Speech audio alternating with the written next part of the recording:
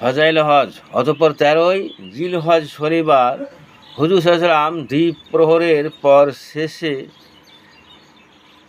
বারের কঙ্কর মারিয়া মিনা হইতে রওনা হইয়া মক্কা শরীফের বাহিরে মুহাসাব নামক স্থানে, যাহাকে বোতাহা এবং খেফে বনি কেনেনাও বলা হয়, একটি তাঁবুর মধ্যে অবস্থান করিয়া 4 ওয়াক্ত নামাজ আদায় করেন।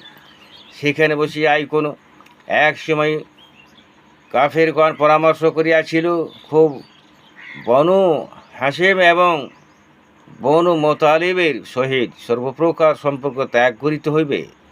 হুজুর সাল্লাল্লাহু আলাইহি ওয়াসাল্লাম এসার পর সেখান হইতে তওয়াফে বেদার জন্য মক্কা শরীফ গমন করেন।